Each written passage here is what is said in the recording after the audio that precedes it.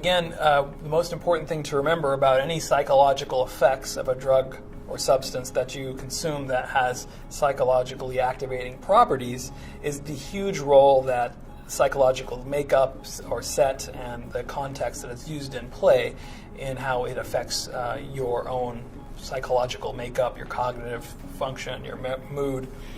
So that's a very big caveat, and for everybody who has different expectations, different makeups, things will affect them differently.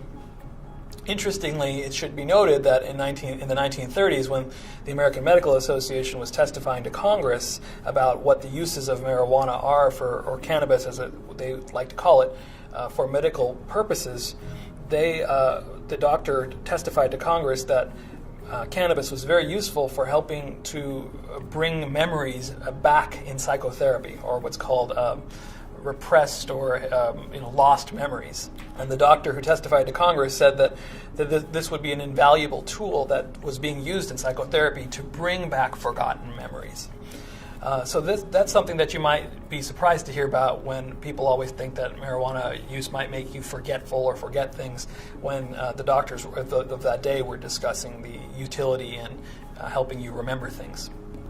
And that just goes to show the complexity of it. The main thing that you can see in studies that when people are using marijuana or cannabis in controlled settings, people might describe an interruption of short-term memory with the use of acute use of cannabis. These effects, again, can be tolerated, meaning that repeated uses may not occur, or again, in some cases, it might heighten recall.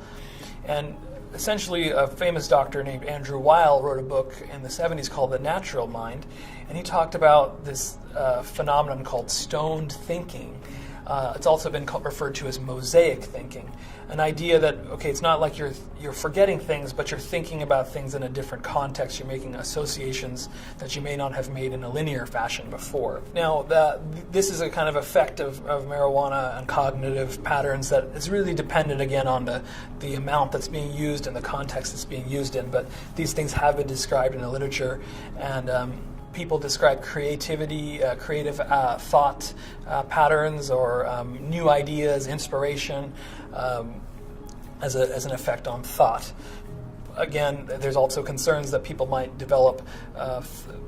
the same thoughts that they were thinking before they used the drug might be heightened. So if those are thoughts about or worries or thoughts about persecution, those thoughts might be heightened under the effect of a substance that just kind of magnifies what's already there.